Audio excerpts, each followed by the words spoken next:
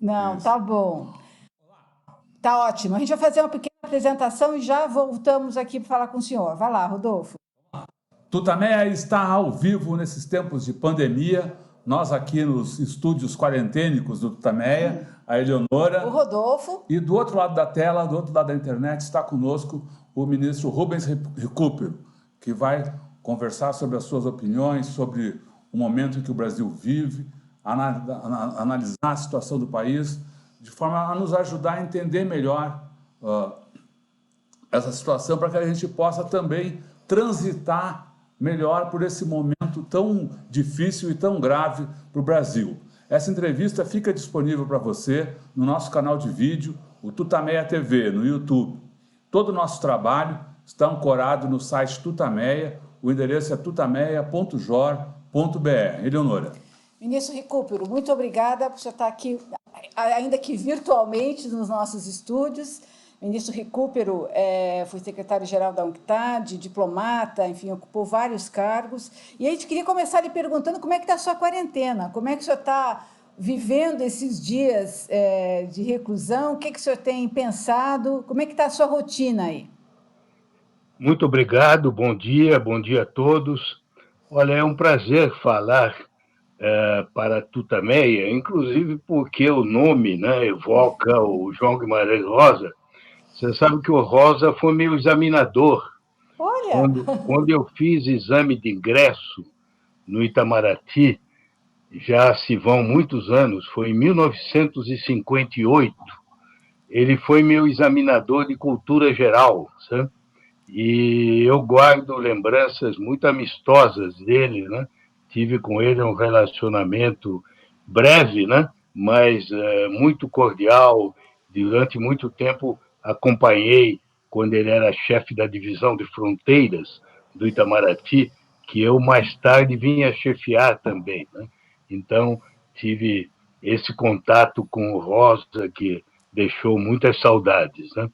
Agora, sobre esse momento de pandemia, eu tenho vivido aqui, como todo mundo, né, em confinamento. Eu moro em Higienópolis, praticamente não saio desde o mês de março, só saí uma vez, eu e Marisa, minha mulher, para a vacina antigripal. Mesmo assim, fomos de automóvel, era um drive-thru, nem saímos do automóvel, né?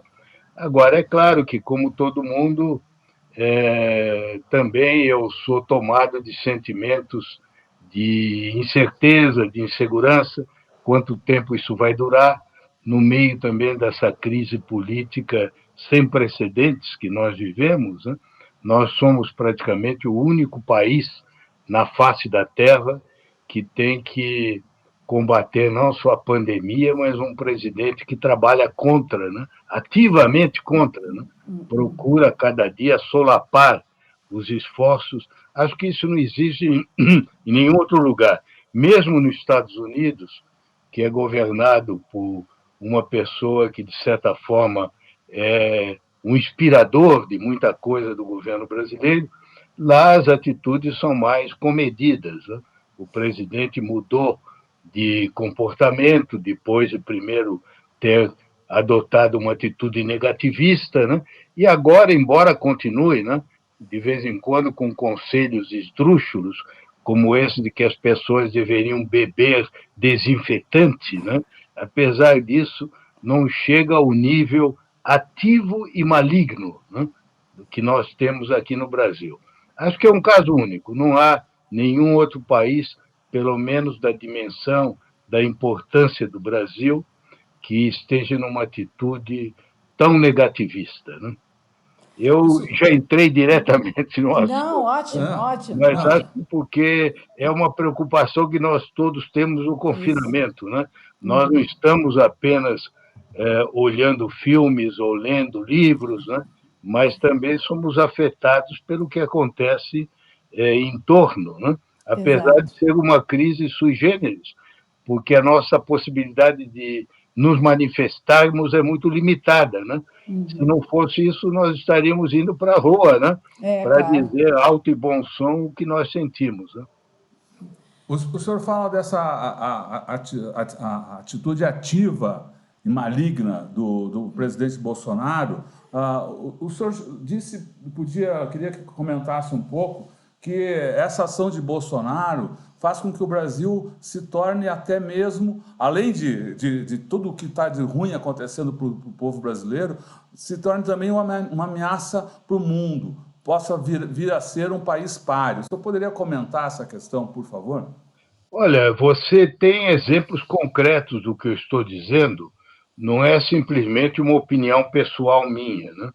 Os países vizinhos, os 3 presidentes do Mercosul, na Argentina, no Uruguai e no Paraguai, todos manifestaram de público, apesar de não ter sido publicado na imprensa brasileira, preocupação com o que eles chamam com a ameaça que crescentemente virá do Brasil, porque esses países todos adotaram medidas muito mais sensatas, de acordo com a ciência, conseguiram conter o flagelo da pandemia, mas agora se veem expostos à atitude brasileira de descaso. Você veja, para não ir muito longe, o exemplo da Argentina, que é o país mais próximo de nós, está aqui ao lado, e é um país para o qual os brasileiros têm o hábito de olhar, muitas vezes com um sentimento injustificado de superioridade, né? Veja você, o Alberto Fernandes, ele percebeu a gravidade da ameaça desde cedo, no dia 23 de março, quando o vírus estava começando a se disseminar na América do Sul, ele decretou o lockdown, não o distanciamento social, a proibição de sair na rua. Ninguém podia sair, a não ser com um documento. O resultado é que 2 meses depois, a Argentina tem um número de mortos que não chega nem a 10% do número do estado de São Paulo, que é o mais comparável, porque a Argentina e São Paulo têm mais ou menos a mesma população, né? 42, 46 milhões de habitantes. E, além disso, além de ter um número de casos e de mortes muito, muito inferior ao do Brasil e de São Paulo, a atitude dele foi exemplar. Ele começou chamando o ex-presidente Macri para dar uma demonstração de unidade nacional. Ambos mostraram solidariedade no mesmo tipo de abordagem. Em seguida, você sabe que é um homem que toca violão, outro dia ele foi à Isso. televisão e tocou, ele tocou e cantou em consolo às vítimas. Você vê a diferença, né? É uma diferença de água para o vinho. São 2 países vizinhos, né? 2 países contíguos, né? E, no entanto, com esse comportamento diferente, né? Um outro exemplo que eu queria dar a vocês, porque eu não vejo essas coisas publicadas na imprensa brasileira, né? Havia muita preocupação com o que iria suceder na Índia, porque na epidemia da gripe espanhola, em Isso. 18, 19, metade do número de mortos foi na Índia. Dos 50 milhões de mortos, 25 milhões foram indianos. E temia-se que agora se repetisse algo de similar. Acontece que o primeiro-ministro Modi, que é uma figura muito diferente do nosso, ele também muito cedo decretou o lockdown, proibição de saída, e agora, 2 meses depois, a Índia só tem 3 mil mortos, né? Que é muito menor do que o Brasil, né? Apesar de que eles têm 1 bilhão e 400 milhões de habitantes, né? E em condições iguais ou piores que as brasileiras em matéria de pobreza, de impossibilidade das pessoas se isolarem, etc.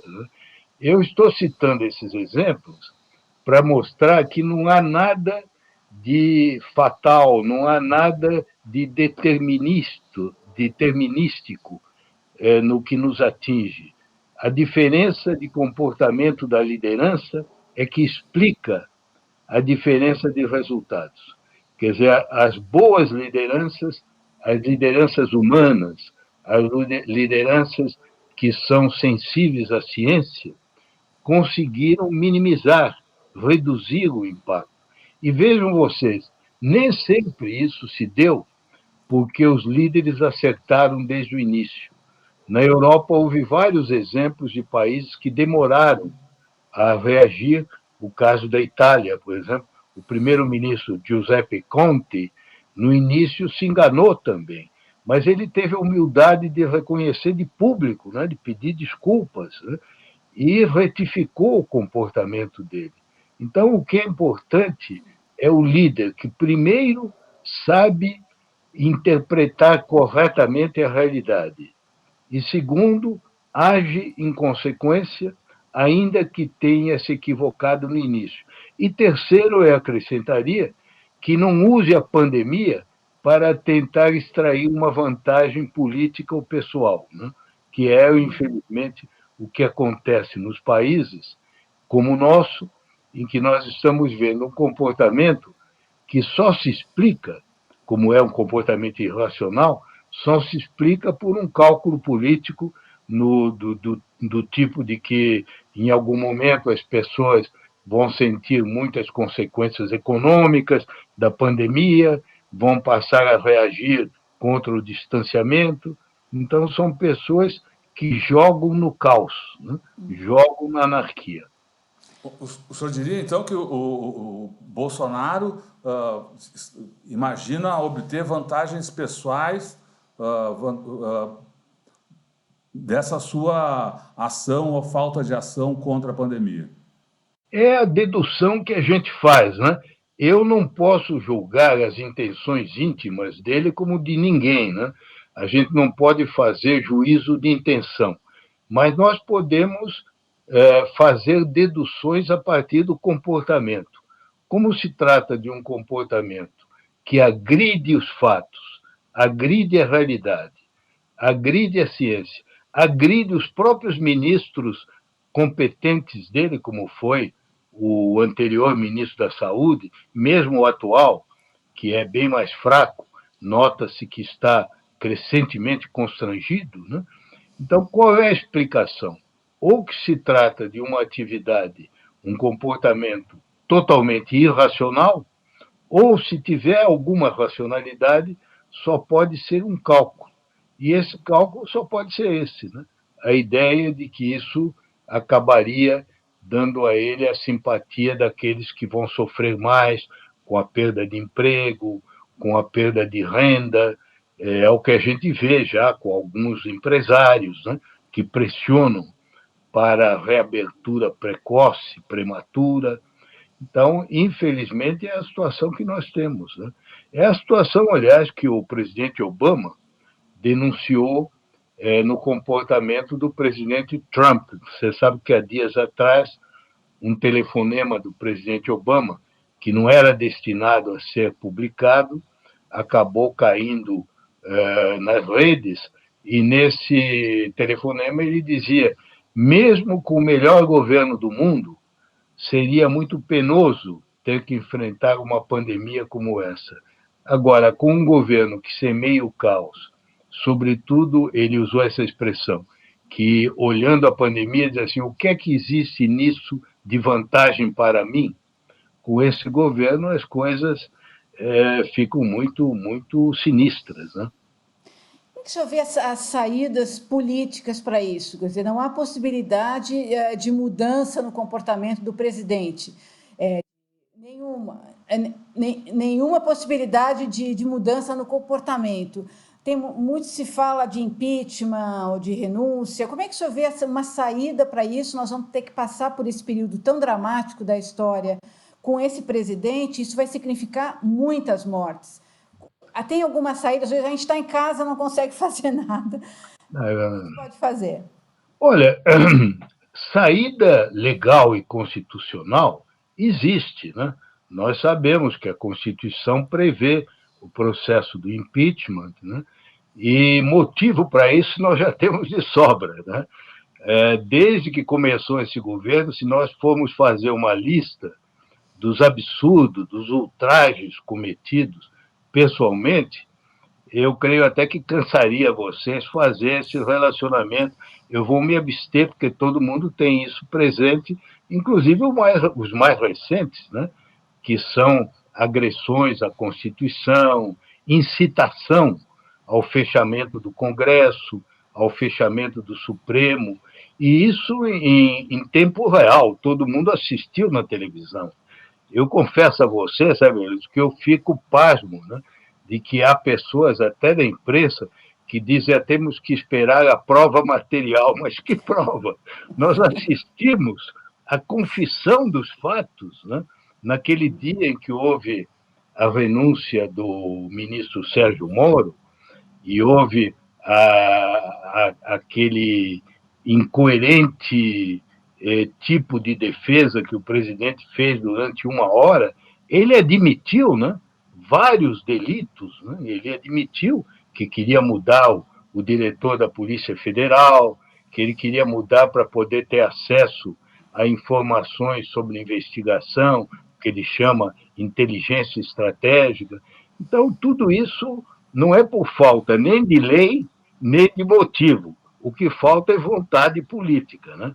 Vontade política, tanto do Congresso de abrir o procedimento de impeachment, como do Supremo Tribunal Federal, que abriu várias investigações, mas que, por razões diversas, não se conclui, né? Eu acredito que essas investigações estão se processando, mas não deixo de manifestar a vocês a minha estranheza, porque algumas delas, a investigação sobre as fake news, começaram há 14 meses atrás, em março do ano passado. Né? A gente não pode ficar a vida inteira investigando. Né? Em algum momento tem que se concluir. Ou não se encontrou nenhuma evidência de quais são os perpetradores, ou se encontrou, é preciso que haja uma conclusão. Eu ainda tenho uma expectativa de que algumas dessas investigações, sobretudo essa mais recente, sobre o último episódio, né, que foi a demissão do diretor-geral da Polícia Federal, que está em curso, possa conduzir a alguma conclusão. Agora, se me perguntarem por que isso não aconteceu até hoje, eu posso, evidentemente, especular, mas eu não estou na posição dessas pessoas que têm autoridade para poder realmente entrar no íntimo delas. Mas o que eu vejo, e vou enumerar um pouco para não me furtar a essa questão, é que o presidente da Câmara, que antes estava numa atitude muito afirmativa de resistência, de uns tempos para cá, nota-se que ele adotou uma linha muito mais cautelosa, o adjetivo pode estar à escolha de qualquer um, né? Mas não é mais aquela linha que ele tinha. Por que ele fez isso? Provavelmente porque o presidente do Senado não está apoiando. Nós vimos que nos últimos episódios não houve nenhuma nota, nenhum pronunciamento do presidente do Senado, provavelmente porque ele também sente que essa manobra de atração daqueles partidos que são os suspeitos usuais sempre de corrupção, né? Está em curso uma manobra de divisão das próprias forças da Câmara. Talvez ele sinta que já não tem debaixo dos pés um apoio grande, talvez, como alguns dizem, né? Porque no momento de pandemia as condições não são muito favoráveis a uma crise política, porque, como eu mesmo havia evocado, nas crises políticas normalmente há manifestações populares, né? Até agora, as únicas manifestações que nós temos são dos energúmenos, né? Das milícias fascistas. Teve gente que hesitou em usar a palavra fascista, porque dizia que havia diferença. Olha, você sabe que eu sou muito ligado à Itália, e se há uma história que eu conheço, é a italiana. A semelhança é absoluta, a única diferença é a cor. Eles usavam camisa preta, camisa negra, e esses atuais usam camisa verde e amarela. Todo o resto é igual. São milícias, são treinadas, tem chefes que convocam, tem a Marcha Roma, que é a Marcha a Brasília, que houve várias já, né? Só não culminou com a invasão do parlamento, também em Roma não houve, né? Foi apenas as instituições caíram de podres, né? Mas nós temos tido manifestações contínuas dessa gente, que é uma minoria, a gente sabe que é uma minoria, mas uma minoria vociferante, uma minoria que aparece muito de público, enquanto que a grande maioria contrária é mais sensata, obedece ao distanciamento social, né? Às prescrições médicas. Isso tudo eu acho que combinado, um pouco de cada coisa. Além do mais, existe talvez o temor de que, além da atração do Centrão, está em curso uma operação de cooptação dos militares, das Forças Armadas, né? E isso permite que haja dúvidas, porque o próprio presidente afirma que as Forças Armadas estão com ele, né? O ministro da Defesa diz que não, que eles estão com a Constituição, mas há um grau de ambiguidade nisso, né? Há um grau de ambiguidade, e isso me leva a dizer a você, como conclusão do raciocínio, né, que eu vejo poucas hipóteses, poucos cenários plausíveis, né? Um seria que, em algum momento, ou em decorrência da investigação do ministro Celso de Mello, ou por uma outra razão qualquer, se inicie um processo que conduza a um procedimento de impeachment, né, no Congresso. Se isso não ocorrer, eu creio que nós podemos ter um segundo cenário, que é uma deterioração, como está ocorrendo agora, uma deterioração gradual, segura e progressiva, né? Cada vez mais, como era a famosa abertura da época do general Geisel, né?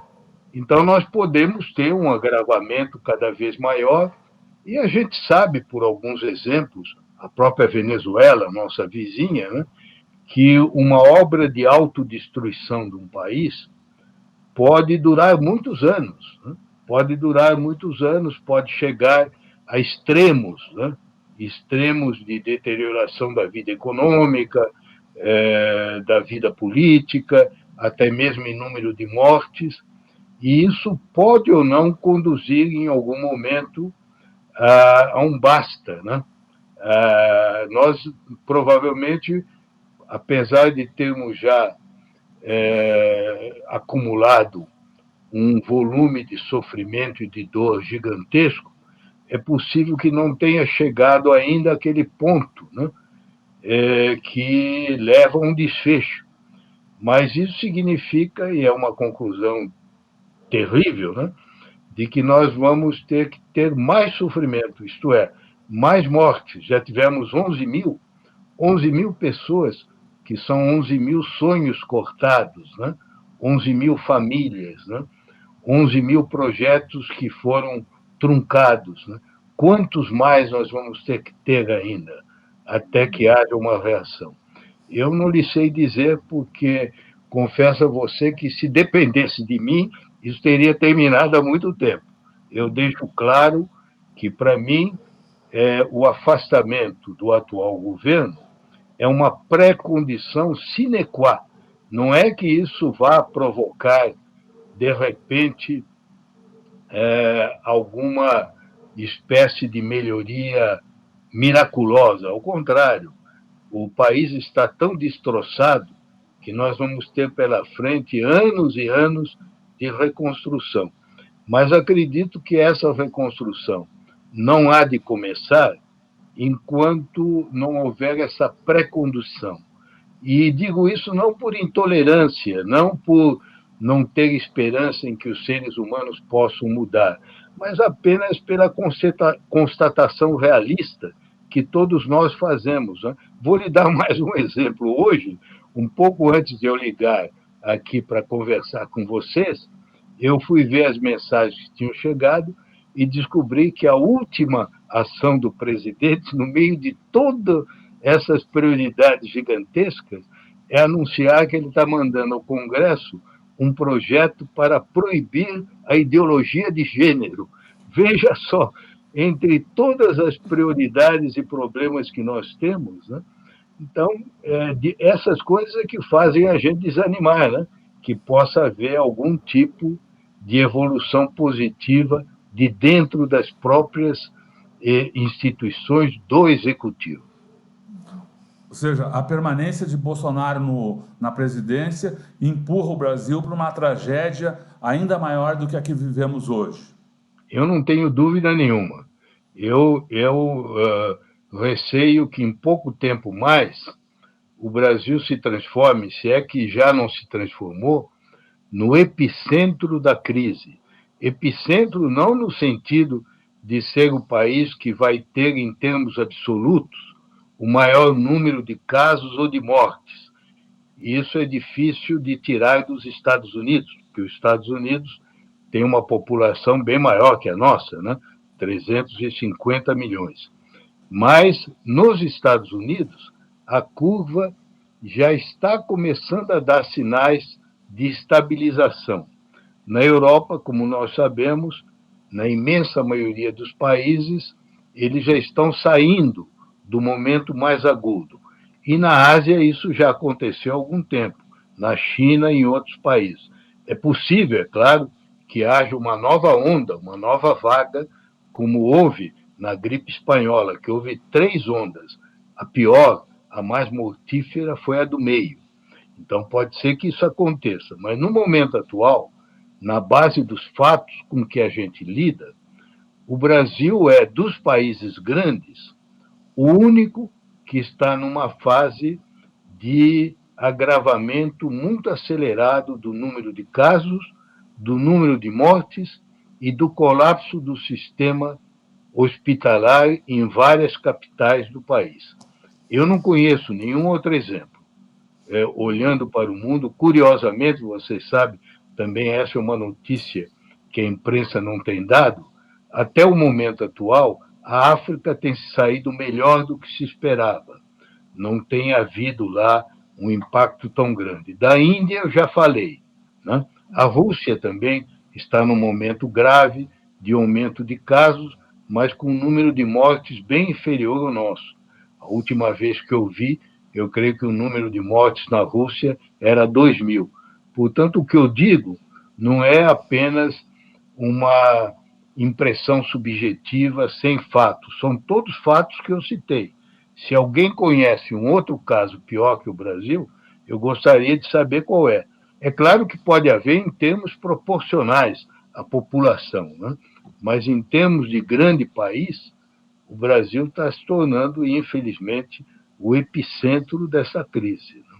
E isso tem muito a ver com a má qualidade da liderança, porque não seria justo condenar todos os que estão atuando, né?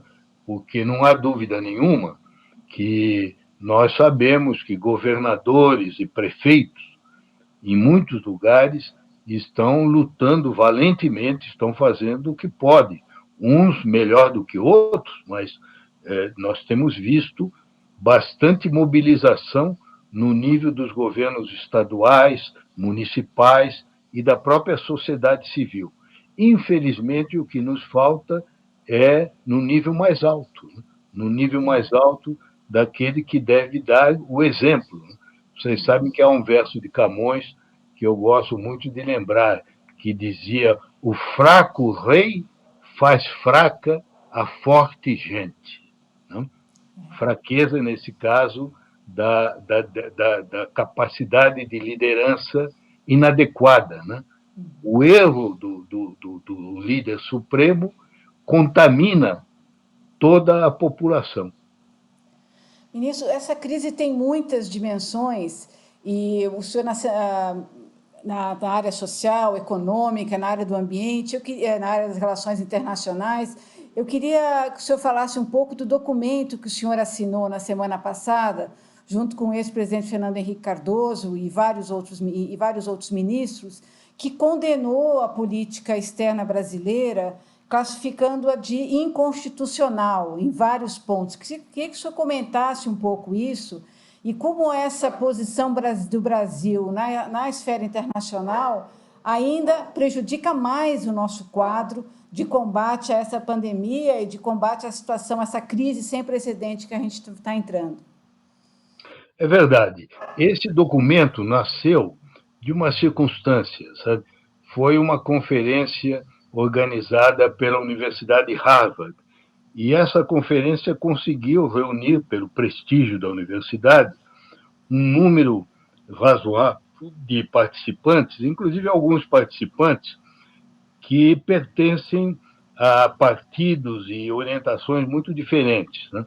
Porque estavam o ex-ministro Aloysio Nunes Ferreira, estava o ex-ministro Celso Amorim, o ex-ministro Celso Laffer, né? Eu mesmo, que não fui ministro do exterior, mas fui ministro da Fazenda, fui secretário-geral da UNCTAD, fui embaixador em Washington, portanto, estou muito ligado às relações internacionais, e o Hussein Kalut, que foi o secretário de Assuntos Estratégicos do governo Temer. Portanto, como se vê, governos diferentes, partidos diferentes, né? E durante o debate, nós chegamos à conclusão que não deveríamos ficar apenas na crítica à política atual. Nós deveríamos olhar para o futuro e começar a discutir qual deveria ser a reconstrução da política externa brasileira no dia em que nos desembaraçássemos desse momento adverso que nós temos hoje, né? Naquele momento, nós chegamos à conclusão que devíamos manter esse grupo num caráter de informalidade. Aí preparamos um primeiro documento e, em seguida, nós conseguimos um mínimo denominador comum, que é a defesa da Constituição.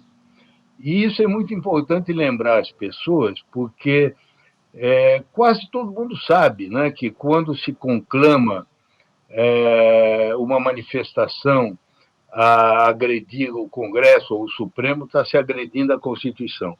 Mas pouca gente se dá conta que a Constituição brasileira ela é muito inovadora. A Constituição de 1988 é uma das raríssimas constituições do mundo que tem um artigo, o artigo 4º, que enumera um a um 10 princípios que devem orientar as relações internacionais do Brasil. E depois tem um parágrafo único, que é mais o 11º, que é a promover a integração dos povos da América Latina. Mas o artigo indica a soberania nacional, a independência nacional, a autodeterminação dos povos, a não ingerência, a solução pacífica dos conflitos, enfim, uma série de princípios. Ora, esses princípios todos estão sendo violados na letra e no espírito, como o documento demonstra com exemplos concretos. Eu não vou repetir aqui, mas eu posso dar alguns exemplos. Por exemplo, quando o Brasil se diz um dos aliados preferenciais dos Estados Unidos fora da OTAN, ele está hipotecando a sua independência e a sua soberania. Porque aliança em relações internacionais não é uma palavra inocente, um sinônimo de parceria, de associação, de amizade. Aliança é sempre contra alguém. Aliança não é à toa que se celebra, em geral, ou em época de guerra, ou preparando uma guerra. Então, quando se diz que nós somos aliados dos Estados Unidos, isso significa que os inimigos dos Estados Unidos passam a ser nossos inimigos. Ora, os Estados Unidos têm uma longuíssima lista de inimigos, né? A China, a Rússia, o Irã, e eu posso ir desfiar Cuba, Nicarágua, Guatemala, Venezuela, um número enorme de adversários. Ora, o Brasil não tem por que considerar esses países adversários. O Brasil tem relações normais, amistosas, com todos esses países. Então, ao nós ao nos dizermos aliados, nós estamos violando. O Congresso precisaria examinar isso. Você sabe que em toda a nossa história, em 200 anos, tirando a aliança que nós tivemos da Guerra do Paraguai, a Tríplice Aliança, foi uma aliança de guerra, né, com a Argentina e com o Uruguai, a única aliança que nós tivemos foi na Segunda Guerra Mundial, com as potências aliadas contra o nazifascismo. Nunca mais tivemos uma aliança. Então, não é um fenômeno corriqueiro, como a imprensa aqui tratou como se fosse uma coisa menor. Na verdade, é uma coisa enorme, que precisaria ser submetida ao Congresso e examinada pelo Congresso antes de levar, como levou, a assinatura de acordos de cooperação militar. Amanhã, por exemplo, vou dar a você um outro exemplo. Se os Estados Unidos amanhã atacarem o Irã, eles vão cobrar do Brasil o envio de tropas. Você não tem a menor dúvida, porque para os americanos, a aliança não é só da boca para fora. Significa realmente acompanhar os Estados Unidos, inclusive nas suas aventuras. Para mostrar que eu não estou exagerando, na primeira guerra do Golfo, que foi contra o Iraque, quando o Iraque invadiu o Kuwait, em 1990, 91, o presidente Bush cobrou do Brasil, o Brasil se escusou, porque na época nós tínhamos 200 a 300 operários da Mendes Júnior que tinham ficado reféns no Iraque. O Brasil não mandou, mas a Argentina, que tinha recebido esse falso título de glória, né, de principal aliado dos Estados Unidos, enviou 2 navios de guerra à operação contra o Iraque. O Brasil, felizmente, não se engajou nisso. Então, amanhã, se houver um conflito, você não tem a menor dúvida que os americanos não hesitarão um momento em nos cobrar bases, em nos cobrar participação. Então, isso violenta a Constituição, né? E eu vou dar a você outros exemplos. Um dos princípios basilares do artigo 4º são os direitos humanos. Ora, todo mundo sabe qual é o desempenho desse governo em direitos humanos. Esse governo se cansou, em Genebra, no Conselho de Direitos Humanos, de votar contra resoluções de condenação à violação de direitos humanos, por exemplo, dos palestinos. Né? O Brasil é um dos poucos que vota contra. Né? Um outro princípio é justamente a solução pacífica dos conflitos, a adesão à lei internacional, às Nações Unidas. Ora, o Brasil acabou de votar nas Nações Unidas uma resolução que condenava o embargo dos Estados Unidos contra Cuba. Só houve 3 votos contrários: Estados Unidos, Israel e Brasil. Quer dizer, o Brasil aprovou uma sanção que é ilegal, que viola a Carta das Nações Unidas. Eu poderia aqui dar a você 10, 12 exemplos de violação de princípios da Constituição. Agora, quem deve fazer o controle da constitucionalidade das ações é o Supremo Tribunal Federal, né, que está começando a fazer isso. Por exemplo, vocês viram que houve uma decisão do Supremo suspendendo a ordem de expulsão a todos os diplomatas venezuelanos que estavam no Brasil e que tinha se seguido a retirada de todos os funcionários brasileiros do território venezuelano. Ora, essa atitude do governo brasileiro é uma atitude absolutamente inexplicável. Você sabe que em relações internacionais, um país só retira todos os seus funcionários em caso de iminência de guerra. Em nenhuma outra hipótese. Mesmo quando há rompimento de relações, por exemplo, o Brasil teve um rompimento com a Venezuela depois do golpe militar de 64, porque a Venezuela aplicou ao Brasil, naquela época, não era a Venezuela de Chávez, era muito antes, né? Em 64, a Venezuela seguia a doutrina Bettencourt, do nome do presidente Rômulo Bettencourt. Eles suspendiam o relacionamento diplomático com qualquer país latino-americano em que o governo tivesse sido vítima de um golpe militar, né?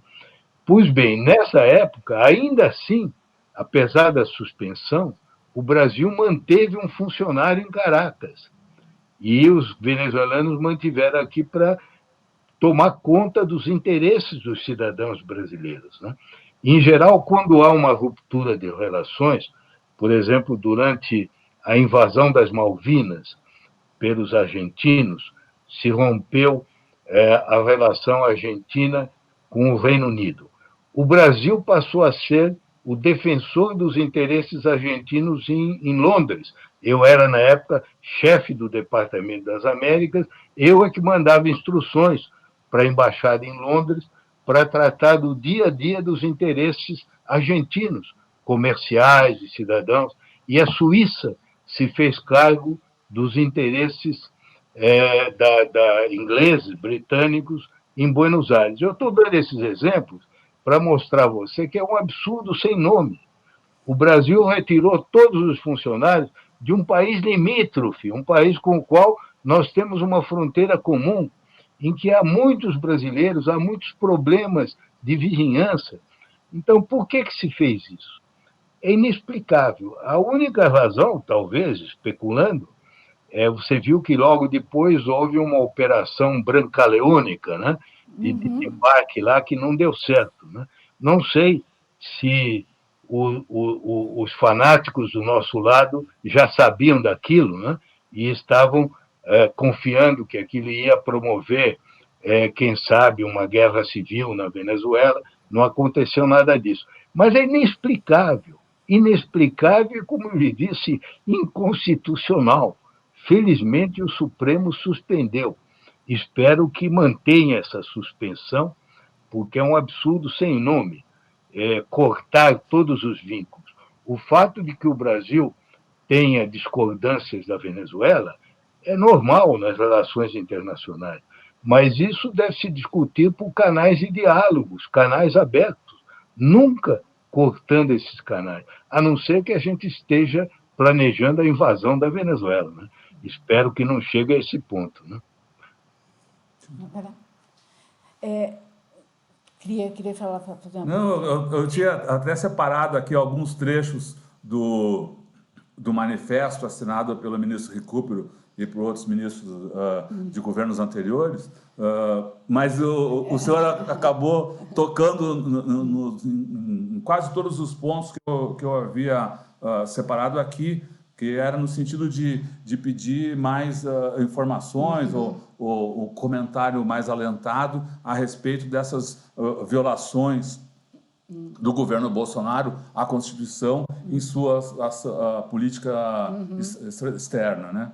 A Eleonora tinha me perguntado sobre outras áreas, né? E eu gostaria, se me permitir, de falar um pouco sobre meio ambiente. Era o que eu ia perguntar. É uma área agora. crucial. Sim. Vocês sabem, eu fui ministro do Meio Ambiente da Amazônia, faço parte do grupo informal dos ex-ministros que tem se pronunciado sucessivamente, né?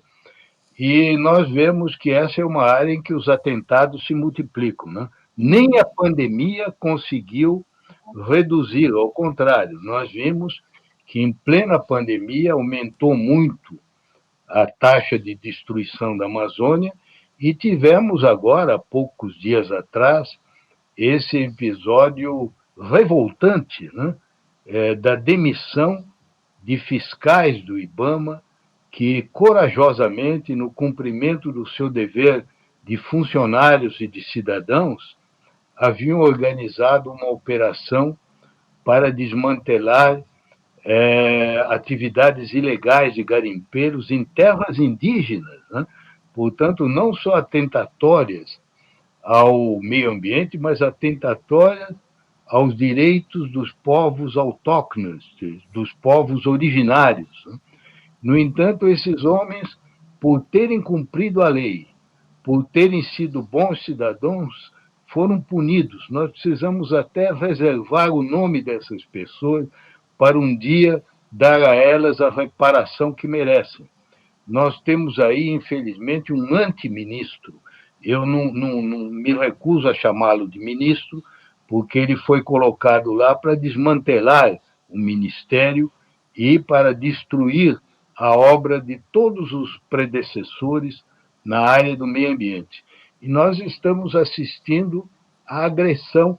Agora, o governo, apenas com receio de consequências comerciais, montou uma operação com o vice-presidente Mourão, né?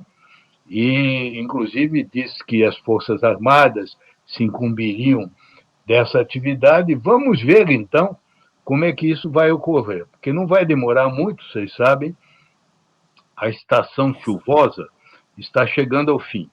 Aí volta o momento das queimadas em grande escala. E aí teremos que ver na prova dos fatos, né? Porque palavras e criação de grupos, criação de forças-tarefas, tudo isso o Brasil sempre faz. Nós precisamos ver o resultado no terreno. Ora, eu me permito ser cético. Por quê? Porque as operações que têm êxito, como essa do IBAMA, acabam provocando a demissão dos seus promotores. Então, como é que nós podemos acreditar, levar a sério, que agora vai se ter uma atividade concreta para velar pelo meio ambiente? Eu espero que eu esteja enganado e que eu possa até me penitenciar, pedir desculpas por ter feito um juízo precipitado, mas não creio, infelizmente, que as chances disso acontecer sejam muito grandes.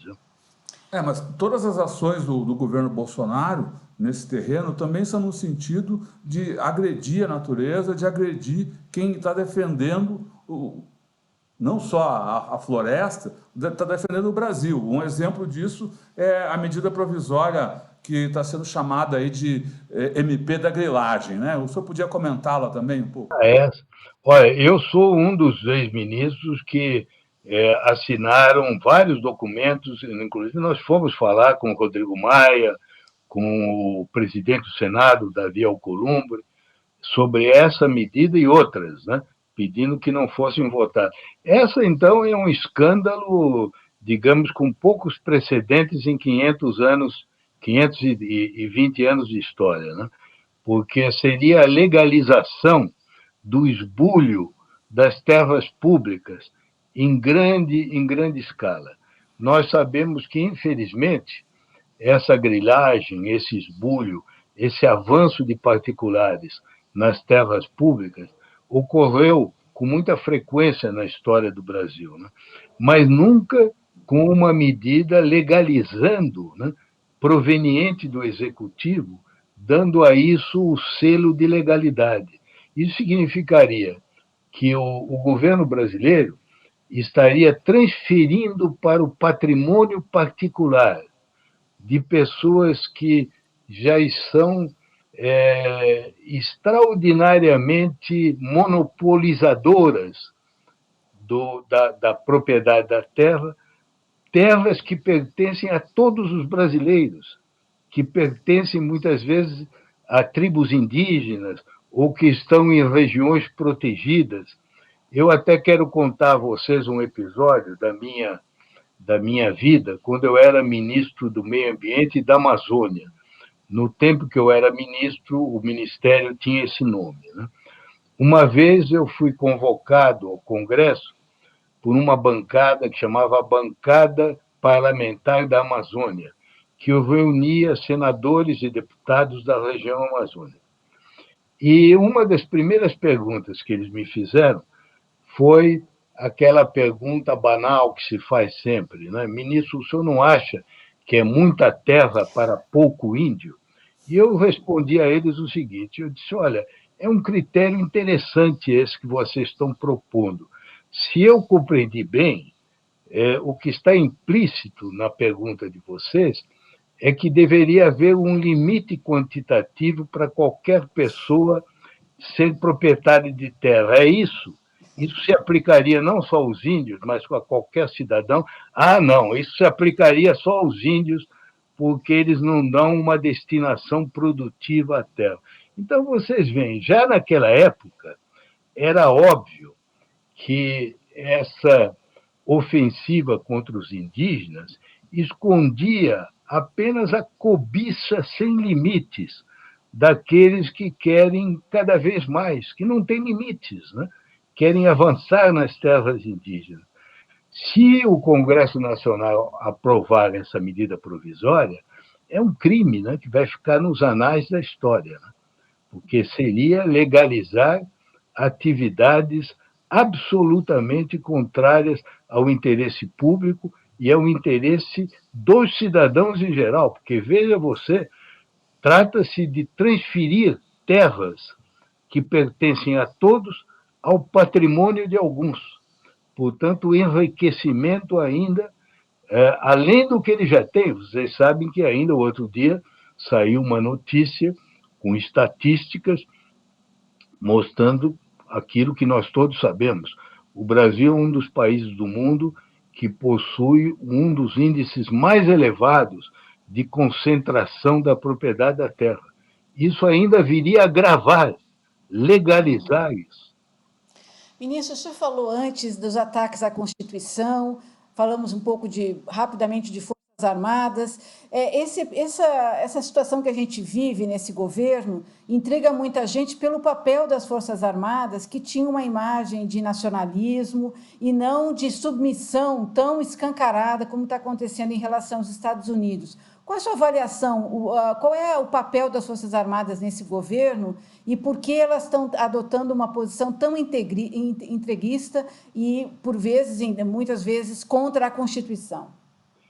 Bem, eu tenho a impressão, sabe, que na raiz desse comportamento existe uma reação equivocada que muitos militares de alta patente tiveram a dois episódios da recente história brasileira que assustaram muita gente. Um foram as manifestações de 2013 e, em seguida, a greve dos caminhoneiros durante o governo Temer.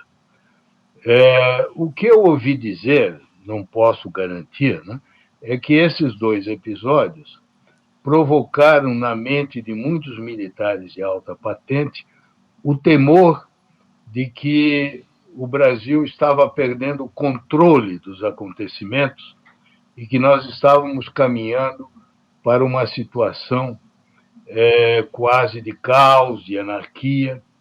E alguns extraíram daí a conclusão de que deveriam patrocinar nas eleições uma candidatura que impedisse a volta ao poder daqueles que eles consideravam que propiciariam, né, o agravamento disso, basicamente a volta do PT ao poder, era a ideia deles. Nós vimos que isso se verificou ao longo de muitos meses, e durante a campanha eleitoral é preciso não esquecer que já havia um núcleo de militares em Brasília, a imprensa noticiava, eles se reuniam, creio que toda semana, quarta-feira, né, e acompanhavam a campanha. Portanto, não se pode negar uma evidência histórica, que, pelo menos em parte, a candidatura de Jair Bolsonaro foi uma candidatura de um setor de militares. Eu não diria das Forças Armadas, porque seria uma injustiça, né? Seriam provavelmente alguns militares com convicções parecidas. Acredito que esses militares tiveram em relação a ele um comportamento muito parecido ao que os oficiais prussianos tiveram depois da Primeira Guerra Mundial em relação a Adolf Hitler. Eles desprezavam Hitler. Hitler era um cabo que era demagogo, e eles nunca se sentiram confortáveis, porque era, no fundo, uma subversão da disciplina. Mas era a única aposta que eles tinham para chegar ao poder e para vingar aquela afronta do Tratado de Versalhes, da derrota da Alemanha na Primeira Guerra Mundial. Eles julgaram ilusoriamente que poderiam controlar Hitler. E mesmo durante a guerra, nós vimos, eles ainda acreditavam nisso. Tanto assim que, num certo momento, fizeram até um atentado contra ele, né, que fracassou em 1944. Né? Eu não quero aqui dizer que seja a mesma coisa, obviamente, há diferenças grandes, né, gigantescas, entre a situação da Alemanha, do nazismo e as personalidades. Né? Mas há uma certa analogia, né? Uma analogia no sentido de que um setor da sociedade, tanto formado por militares como por empresários, né, de diversos tipos, acreditou que, apostando no Bolsonaro, eles poderiam ter um governo que conduzisse a recuperação econômica do Brasil e detivesse o que eles temiam que fosse a deriva para um regime de esquerda, etc. Né? Eu creio que dessas pessoas, alguns já viram que se haviam equivocado. Né? Alguns até mesmo porque foram expelidos. Né? Nós vimos que alguns militares que fizeram parte desse governo, o governo, depois foram expulsos do governo, ou pelo presidente, ou por influência dos filhos, ou do núcleo ideologicamente mais à direita. Então, alguns já saíram, mas outros ainda persistem, né? Ou porque mantém essa ilusão de que, de alguma forma, isso vai dar certo, vai se recuperar, ou porque já estão tão comprometidos, né? Porque não veem mais a possibilidade de voltar atrás. Né? Então, há um fenômeno que nós estamos assistindo que é muito grave, né? Porque nós estamos vendo que há um processo de cooptação crescente das Forças Armadas. Né? O número de militares que ocupa cargos civis é maior do que era na época do regime militar. Eu me lembro bem do regime militar, porque eu já era diplomata da ativa e tinha muito contato com eles. Né? Na verdade, os militares naquela época tinham a tendência de ocupar mais os postos ligados à segurança. Né? Em geral, nos ministérios técnicos, eles respeitavam muito a tecnocracia. Né? No Itamaraty, por exemplo, nunca houve ingerência. Os ministros, quase todos, eram não só embaixadores, mas embaixadores que eram escolhidos entre os mais antigos, né? Que haviam sido secretários-gerais. Isso tudo foi subvertido agora. Né? Nós acabamos de ver no Ministério da Saúde a ocupação de um número grande de cargos técnicos, que, em geral, eram sempre preenchidos por sanitaristas, né? Agora por militares que não têm essa competência. Né? No Ministério do Meio Ambiente, nós estamos vendo a mesma coisa. Né? Todos esses cargos estão indo ou para militares do Exército ou da Polícia Militar de São Paulo. Né? O IFAM, agora, o Instituto do Patrimônio Histórico de Boa Artigo, lembrança. né? E assim por diante. Né? Eu não quero aqui ser exaustivo. Esse não é um fenômeno comum, é algo que deve preocupar a todos, né? Porque a militarização da administração civil, sem nenhuma justificativa, né? Sem nenhuma justificativa. Então, eu vejo com preocupação. Eu acredito que haja militares e militares, né? Deve haver muitos que tenham posições democráticas, de defesa dos direitos humanos, mas, infelizmente, esses, talvez por disciplina, né, estão na ativa, não se manifestam, como ocorre na minha própria carreira, sabe? Eu posso dizer a você que, por tudo que me chega aos ouvidos de pessoas que me procuram, que a imensa maioria dos diplomatas, eu diria a você, bem mais de 90%, tem horror dessa política olavo-bolsonarista que se implantou no Itamaraty. Tem horror, né? Tem horror, tem vergonha, se sente humilhada, se sente constrangida, mas eles são diplomatas submetidos às regras de disciplina. A diplomacia é como as Forças Armadas, né? As pessoas não podem se pronunciar publicamente, né? Então, muita gente está intimidada, até aterrorizada, né? Porque tem medo de perder até o seu ganha-pão, né? E é isso que nós estamos assistindo. E muita gente tem medo de dizer as coisas. Eu estou dizendo isso porque você sabe. Eu acho que alguém tem que dizer que o rei está nu, né? E sem circunlóquio, sem eufemismo, né?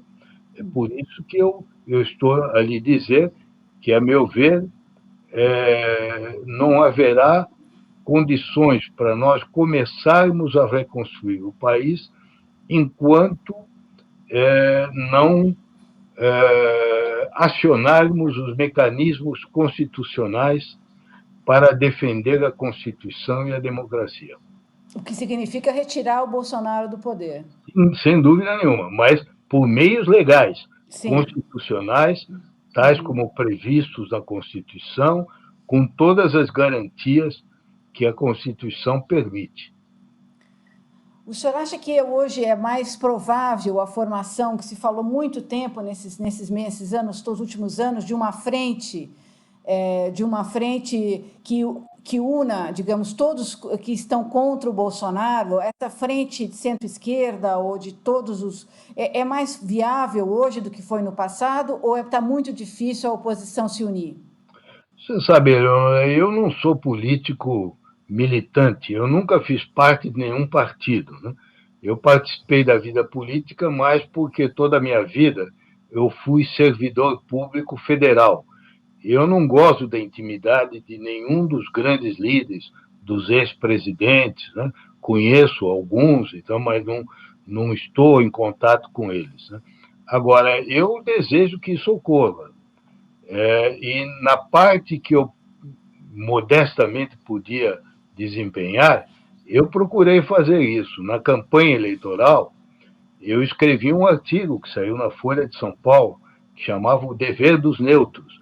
Eu dizia que não era possível ficar neutro entre a justiça e a injustiça, né? Eu aderi à candidatura do Fernando Haddad e votei nele, né? No primeiro turno, votei pela Marina, porque eu sou um militante ambiental. No segundo turno, votei por ele, né? Agora, eu não tive muitos seguidores naquela época, né? E hoje não te saberia dizer. Esse documento que nós fizemos dos ex-ministros pode ser, quem sabe, uma semente de alguma coisa mais ampla, né? Porque reuniu gente de crenças e de partidos diferentes, né? E eu espero que isso possa inspirar os líderes políticos. Agora, como eu lhe disse, eu não teria condições de fazer isso porque não tenho nenhum tipo de responsabilidade em movimentos políticos, né? Eu sou um cidadão comum, né? Só falo porque as pessoas me pedem, como você. Agora vou participar de um outro seminário à tarde, né? Mas são sugestões. As pessoas que têm certas responsabilidades e cargos nos partidos é que devem examinar sua consciência, examinar a situação, ver se o momento é propício a isso ou não, né? E, enfim, eu espero que haja essa reação. Eu queria que o senhor comentasse um pouco, de uma forma mais ampla, esse momento. O senhor esteve em Genebra, em Washington, enfim, lidou com essas organizações de esfera mundial. Tem muita gente dizendo que esse momento vai provocar mudanças das placas tectônicas aí da organização mundial. Eu queria que o senhor... E muito se fala da emergência da China e de um declínio dos Estados Unidos. O senhor acha que isso faz sentido? A gente vai ter uma mudança realmente maior no regime, no sistema que a gente vive? Como é que o senhor vê, assim, de um panorama mais amplo, essa pandemia? Eu tenho comentado isso várias vezes e, em geral, eu tenho observado que, de todos os artigos que se publicam sobre esse tema, a maioria habitualmente começa com essa frase, né? Depois da pandemia, o mundo nunca É. mais será o mesmo.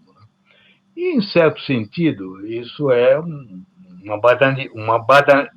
banalidade, né? É claro que já morreram, não sei exatamente, mais de 300 mil pessoas, ou até por aí, vai aumentar muito mais. Um episódio que cause tantas vítimas, é claro que o mundo sempre mostrará as consequências disso. Agora, se se quiser com isso sugerir que nós estamos em vésperas de ver uma mudança de estrutura do sistema internacional ou do capitalismo, eu não acredito, sabe? Porque episódios como as pandemias, usando um pouco aquela distinção da escola de historiadores franceses, do Fernand Braudel, né? Eles faziam a distinção em história. É muito importante nunca perder de vista o tempo das coisas, se é o tempo curto, se é o tempo médio, se é o tempo longo, né? O tempo curto é o tempo da conjuntura, é o que acontece ou num instante, ou acontece em meses ou em poucos anos. É a conjuntura. O tempo médio e o longo já começa a mexer com a estrutura.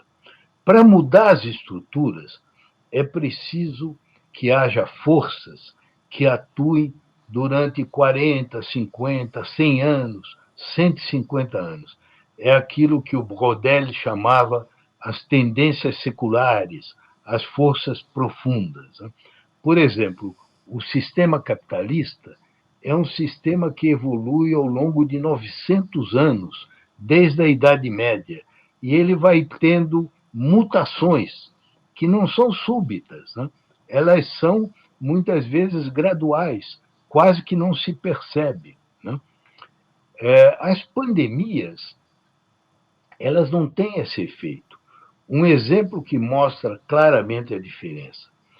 Tomemos o aquecimento global, a mudança climática. A mudança climática, como nós sabemos, essa sim é uma tendência estrutural, secular.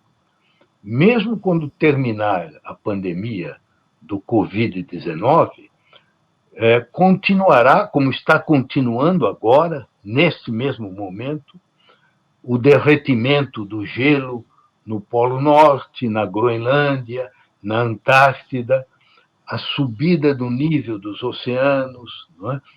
A extinção de espécies, não é? A modificação do regime de chuvas, o aumento da frequência das catástrofes, das inundações. Então, tudo isso vai continuar, porque na origem disso há causas que têm a ver com a própria mudança da atmosfera.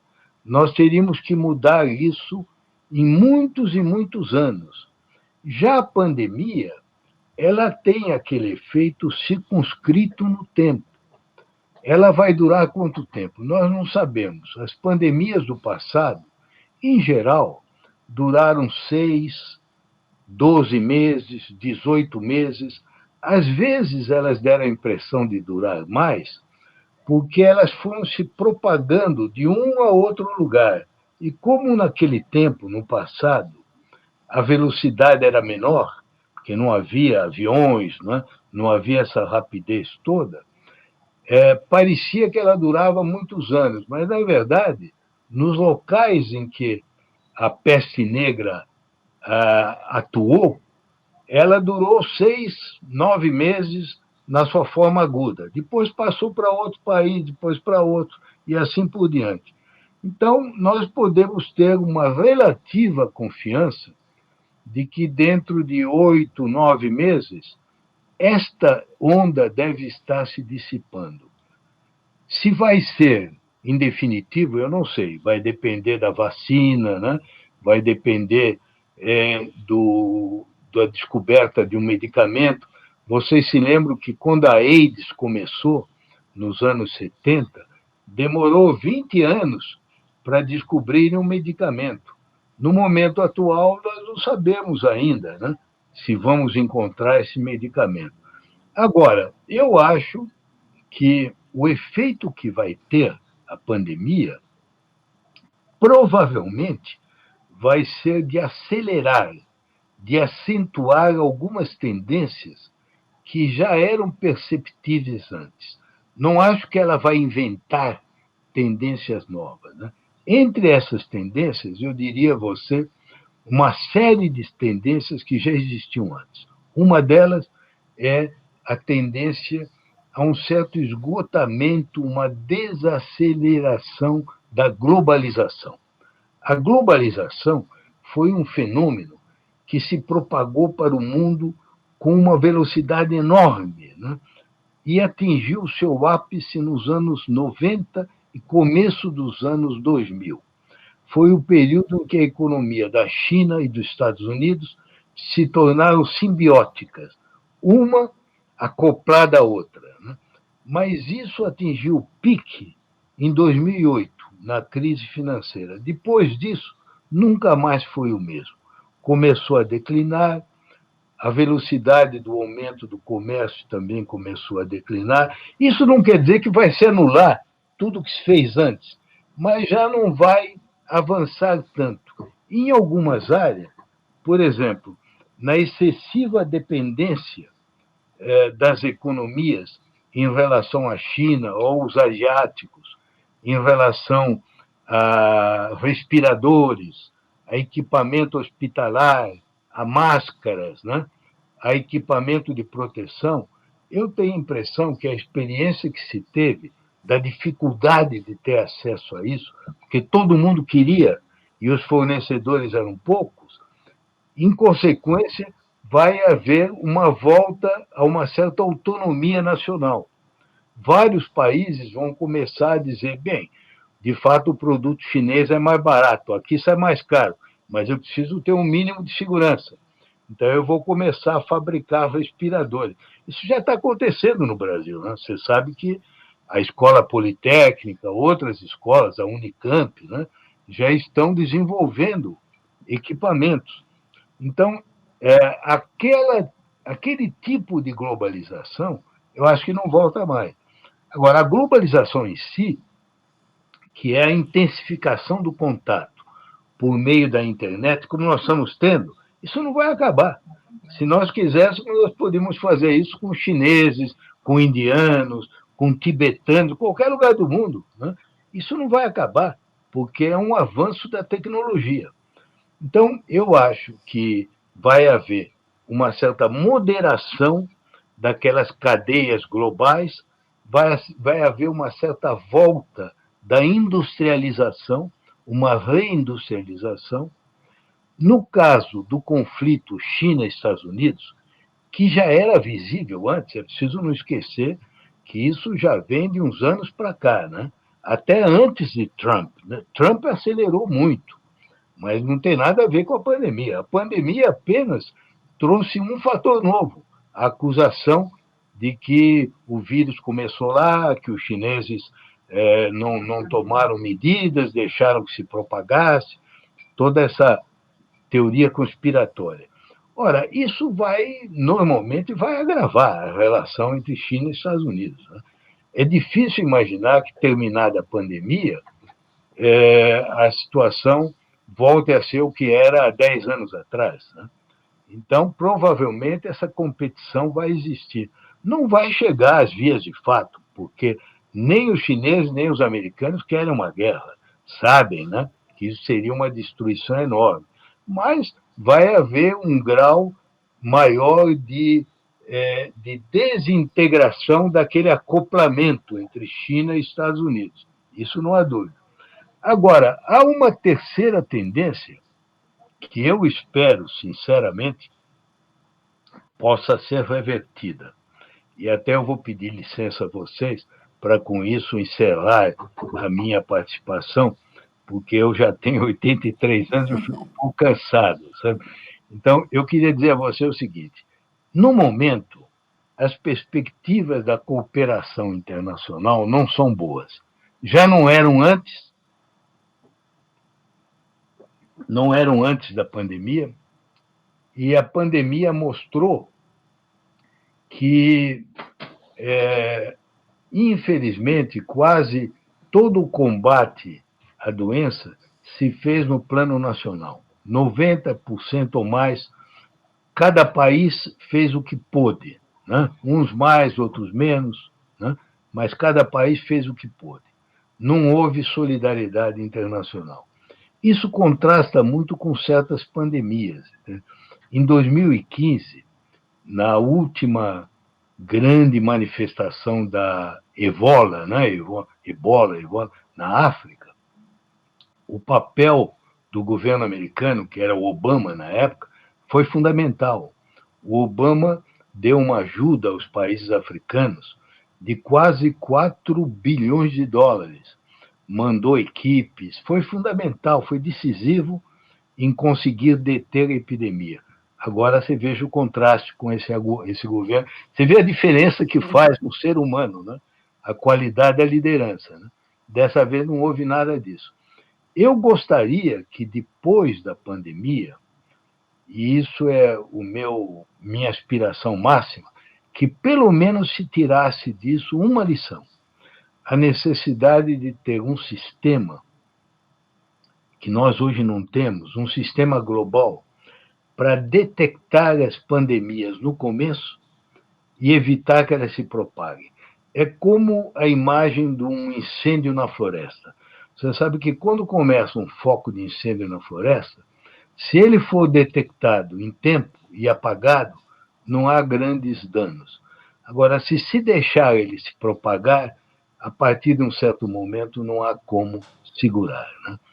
Nós não temos um sistema, um corpo de bombeiros para isso. Muita gente pensa que esse sistema é a Organização Mundial de Saúde, mas não é.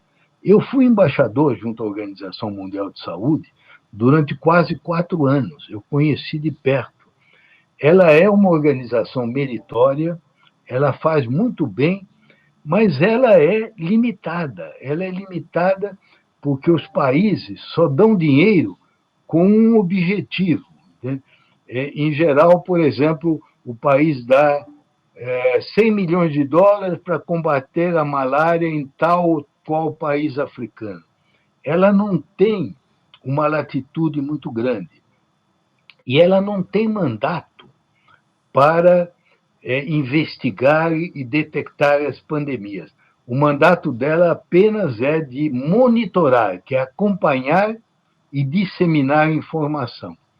Em 2015, numa reunião que houve em Vancouver, o Bill Gates, que fez um discurso profético, ele disse: se nas próximas décadas alguma coisa for responsável pela morte de mais de 10 milhões de pessoas, essa alguma coisa provavelmente não vai ser uma bomba atômica, nem vai ser um míssil.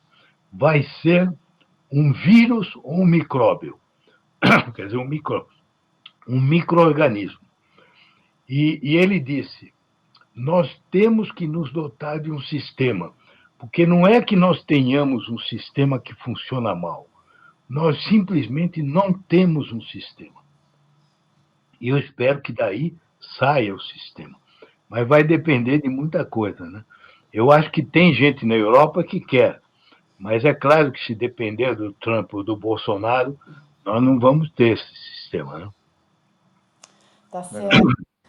Bom, Ministro, ministro, muito obrigada, a gente quer ministro. muito agradecer a sua Obrigado. participação. Aqui é uma aula de política internacional, da situação do mundo. Toda essa entrevista fica disponível para você que está nos assistindo no nosso canal de vídeo, Tutameia TV, e com reportagens, fotos e a íntegra do manifesto que nós comentamos aqui, também publicada no nosso site, o Tutameia, o endereço é tutameia.jor.br. E antes de a gente dar o tchau final, nós queremos convidar o ministro a que ele dê a sua mensagem para quem nos acompanhou, está nos acompanhando até agora e que vai seguir com a gente aí pela internet afora. A mensagem é a seguinte: eu, às vezes, quando digo essas coisas, me acusam de ser pessimista, mas a minha atitude é a mesma do Antônio Gramsci, que disse uma frase que antes já tinha sido dita de uma forma um pouco diferente pelo grande cientista Albert Schweitzer. Nós devemos ser pessimistas no conhecimento e otimistas na esperança e na ação. Isso não apenas por uma boa intenção, compreende? É que a história humana se faz pela ação dos homens. Ela não está escrita nas estrelas, né? O mundo de amanhã será melhor ou pior dependendo do que cada um dos seres humanos faça. Então, nós precisamos ser otimistas na esperança e na ação, mas sem perder de vista que a realidade é essa que nós temos aí pela frente. Muito obrigado. Obrigada, ministro. Muito obrigado, ministro. Muito obrigada, Até lá. ministro. Tchau. Tchau, pessoal, então.